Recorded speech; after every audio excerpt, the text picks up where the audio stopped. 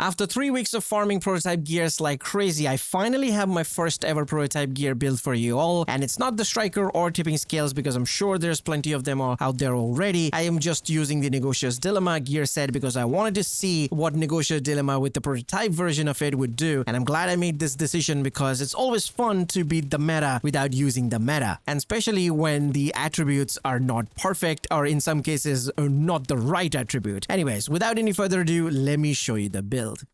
Now, as for the build, well, this is the build over here. As you can see, don't worry, I will explain all the augments. I don't even have perfect augments, to be honest, because I'm running out of core, like prototype core. It takes like 25 of them to reroll, which is stupid, and I'm not getting the one that I want, but don't worry, I'll explain what to do. I mean, it's not even perfect pieces. I farmed this gear, you know, I didn't convert it into, I don't have enough exotic components. I farmed them last week, it was in targeted loot, and also like a day before, it was, targeted loot, so I farmed them. I don't even have perfect pieces. The only thing that I converted here is the chest piece and the LMG there. So let's start with the backpack here. Obviously, Negotiator Dilemma, you know what it does. Like, you know, you get a lot of crit chance and crit damage, and 4 pieces where all the magic happens. Basically, when you, crit on enemies, you mark them like a red marker on top of the head. You'll see that. And then you can mark up to 3 enemies like this. And when you shoot one enemy, the other 2 marked enemies will take 60% of the damage that you're dealing to the enemies that you're hitting. However, since we're using the backpack, that actually increases to 112%. So with the help of this, you can just mark like a boss and then shoot an enemy with a shield or like a chunga, because you know they're usually tanky, so you can shoot them like that and you'll see the boss end up going down, but the chunga is still alive, so you could use like that, or you can shoot enemy skills like that, or enemies that likes to go in cover, you can just mark them and shoot something else and you'll see the marked enemy go down. This is one of the reasons why I love Negotiator, because you can just take down those enemies that really like to hide in cover a lot, like stick to the cover, you know what I mean? So it's a very good counter for those enemies. And also like enemy skills or like chungas or warhounds, if you're playing like Black Tusk missions, yeah, it is a very good counter to those things. And you don't have to worry about any stacks like, you know, tipping scales or like striker. From the first bullet to the last bullet of your magazine, you're gonna do same damage. Actually, you'll do more damage because every time you mark and get a kill, you get 2% of crit damage stack to like 20 times. So that's a lot of crit damage that you're getting from there as well, which is nice. Now, as for the augment for the backpack, I have Quantum here, which provides a 1% chance to become immune, which is nice. And enemies like Chungas or someone with a high fire rate actually has a very high chance to proc this on you. You can level this up, obviously, but it takes, again, prototype core, which I am lacking right now. So I'm just keeping it as it is with Quantum. You can also use Echo, which will increase, your damage. Like every bullet you fire, it has a chance to deal twice the damage. And if that happens to Negotiators, marked damage, that will be some seriously high amount of damage. So yeah, that's not bad either. You can either go Quantum on everything or you can go Echo on everything. I have a mix and match of everything right now because, again, lacking cores. Now, as for the stats, I have weapon damage, crit damage, and crit damage mod. This is higher, but I know it looks stupid. It looks ugly. That's all I can say, you know. I wish it was maxed out, but unfortunately, we can't do it right now. So it is what it is. Now, as for the mask, I have weapon damage, crit damage, and crit chance mod.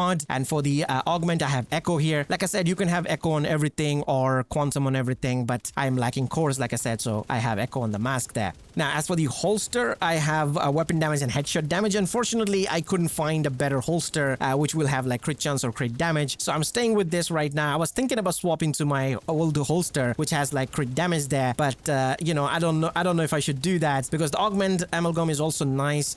Although I would like something like Echo or Quantum, like I said. But this is not bad either. You know, that status effect is, it actually works. Doesn't work on all the enemies because they do have status effect immunity, especially on higher tiers of the escalation. But otherwise, everywhere else this will work, and it's pretty OP, to be honest. As for the knee pads, I have a weapon damage, crit damage here, which is fairly decent, I would say. As for the augment, I have Echo on it. Now, as for the gloves, obviously, it's the Overdogs. It does huge amount of damage for us, you know, the amplified damage. Currently, it is less damage considering it's an exotic because, prototype version will have more stats on it, obviously. But I'm just gonna have this on because of the weakest link talent, giving us so much damage. Now, as for the chest piece, this is the one that actually converted. I already had a equalizer at level 30 expertise, so I converted this because I will never change the stats. It's always going to be crit damage, crit chance. I just have crit chance mod here, and obviously the perfect obliterate talent. So yeah, it was my first choice to actually convert it. I do have the amalgam on it, which again, the status effect thing, I would want echo or quantum on it. But when I'm solo, I do change this. Like if I'm playing legendary solo, I would actually change this to something like my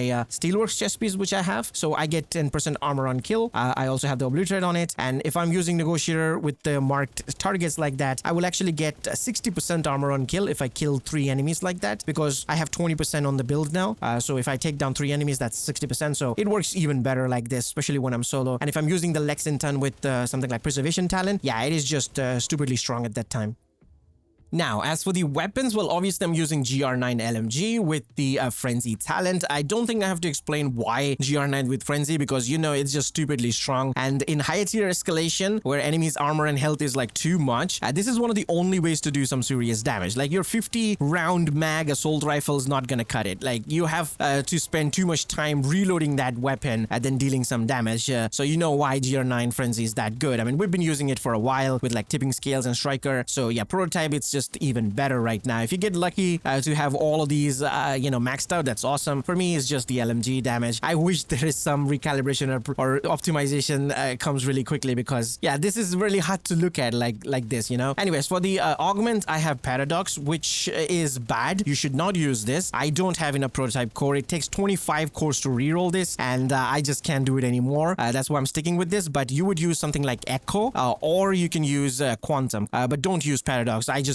just can't do anything about this. I cannot reroll. Now, as for the secondary weapon, I have the Agitator, the exotic from the season, is because, you know, the 50% of less threat. So I hope it works, because I keep it holstered all the time. I don't swap to this at all, unless like I ran out of ammo on the GR9. But swapping to it, not bad. You know, you get 25% of rate of fire, and you also get 30% of extra damage, but you do get that 100% threat. So yeah, that's kind of bad there. Now, when I'm solo, I use my Lexington, because Lexington has preservation for me, and when I'm solo, I can just mark and take down 3 enemies. It doesn't stack, however, it does refresh, so which is good. And I do have amalgam, especially if I'm playing legendary mission, where enemies do not have any sort of immunity like they have in escalation. This is very solid. Like, this is pretty OP over there, not gonna lie. So I use this weapon when I'm solo. Otherwise, when I'm in a group, I just use GR9 and the Agitator. You know, just that's basically what I do. Now, if I show you my stats here, you can see my crit chance is very high, like almost capped out, which is 60%. Crit damage is also really good. It can be higher, obviously, because one of my pieces, like the holster, doesn't have crit damage. It has like headshot damage there. So that, and also my stats are not min-max. If you min-max it, I'm pretty sure you're going to be sitting at like 200% crit damage. And don't forget, Negotiator will also going to increase your crit damage every time you get a marked enemy kill. So that's there too. But yeah, otherwise the damage is really good. If you min-max it, it'll do even more damage. Obviously, it will do more damage. If you're planning to farm prototype cores, I would say farm it on tier 5. It's actually the best place to farm the prototype core, I would say. But if you're okay with tier 6, because it has the, you know, the shock thing if you stay in cover, if you're okay with tier 6, then you can do tier 7, pretty sure, because there's not much of a difference between tier 6 and tier 7. It's just enemy has a little bit more armor and health, but there's not much of a difference. Tier 8 is obviously a good one as well. You can, you know, you can farm there. But if you're doing tier 7 and tier 8, it's a good place to farm there as well, because the drops are higher, but also the stats are higher. Like the attributes, you're gonna get fairly high, like weapon damage, crit chance, crit damage, you know, all the stats will be higher. But if you're planning to do anything other than escalation, it's just too OP for that. So give it a go. Let me know your thoughts in the comment section. Subscribe maybe, and I will see you guys in the next one. Till then, peace.